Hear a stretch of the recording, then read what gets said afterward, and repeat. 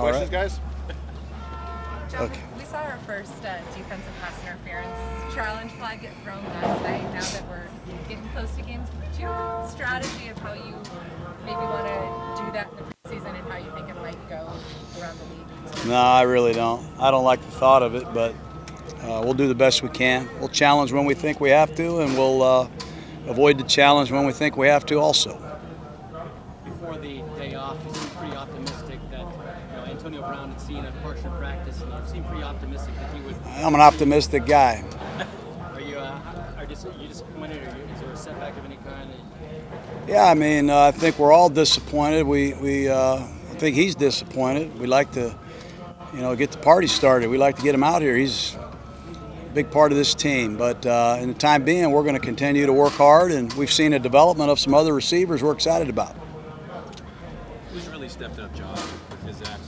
Well, Tyrell Williams has been very good here. I mean, he's made some big plays at multiple positions, and he's showed great stamina. So he's been outstanding. Darren Waller's been really good, really good. So we're really fired up to talk about those two guys. They've stood out the most, and we're starting to see others like Marcel Aitman make some plays. And my young friend from Arizona Cardinals is J.J. Nelson is starting to make some plays in many different situations. So that's good. And Derek has done a great job distributing the ball. Is it almost a blessing in disguise then? I mean, obviously you want Antonio out there, but if he's not there, then these other guys are getting. I'm not going to get into all that. I want the guy out here as soon as possible. I'd like him to never leave and stay in the huddle every play. But, life goes on. You got to continue to work. And other guys got to take advantage of these opportunities, and so far they have. Here's that most of your running backs are doing a nice job catching the ball out of the backfield. How are they grading out in terms of blocking and assignments and stuff? Good. We had a great blitz period yesterday, and Alec Ingold from Wisconsin has really done an excellent job as a lead back and a pass protector. Josh Jacobs is picking it up. Not only who to block and how to block, he's really shown the excitement to block. He's a physical guy, and we know Richard can block, and DeAndre's back healthy, so we got a lot of backs that take pride in that are very good at it. How would you assess the offensive line through the first part of camp here? Obviously Trent Brown is a huge addition for us. He is standing out on the video every day. Incognito and Cooper are giving us some really good snaps at left guard. We already know Rodney and Gabe are very good players, and Colton is a better player in year two. So we're looking for some more depth. We're going to look to continue to get better, and we'll see how we stack up against the Rams, because that's a formidable front. Jon, Colton, just what are some of the things that you see that is different about him this year? Colton? Yeah. Well, number one, he understands the system. I think he's in his second training camp. He's anticipating audibles, anticipating stunts, understands situations better. He's stronger. That's the big thing. I mean, the guy's a lot stronger and he's healthy, and that certainly helps. Those practices against the Rams next week, are they almost more valuable than the preseason game itself to you as a coach? Yeah, probably, because the starters will get a lot of work where they won't in the first preseason game. So we'll be able to, see our young corners against some great receivers, and vice versa. And we'll see how we stack up against the NFC champion. It'll be a great challenge for us. You plan on using all your challenge flags? I had a nightmare last night. That guy was in my room.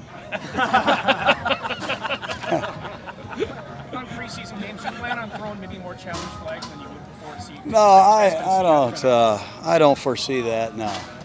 Every time you throw a challenge flag in the preseason game, the referees yell at you because they don't want you to do that. So, just kidding, but no. I'm not a big fan of the whole replay process, but we'll challenge plays that we think need to be challenged. With a guy like Max Crosby, who's shown a lot of effort here, are you seeing him learning quickly and being able to apply what you're teaching him as in terms of development? Yeah, he's done great. He's the guy that really has gotten stronger. He really likes the training table in there and the 10 o'clock snack. And we've encouraged him to eat and take those supplements to get stronger and heavier, and he's done that. But, he can play left end, he can play right end. He has an incredible motor. He wins the gassers, too, at the end of practice. And that's a great ingredient to have, effort. And he's working on his repertoire. Brenson Buckner's a heck of a coach, and we're seeing some improvement. Mike Glennon was saying that he is, in this system, he's got more freedom to get guys in the right place and that sort of thing that he's had in the past, and that he's working towards that. How have you seen his development?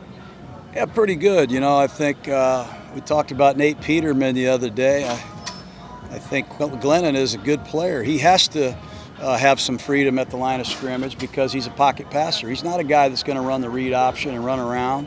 So we let him, get to some plays when he sees advantage looks. But you got to earn the freedom. You got to prove that you can recognize, you can communicate, and you can execute. The more he does that, the more freedom he gets. But the last 2 days, he's played better. What went into your decision to bring in Jonathan Cooper at guard? How was he on your radar in general? I like Cooper coming out of college. He reminded me of Guy McIntyre. He was a 285-pound guard that could really move. He was an early draft pick. He's had some freak injuries.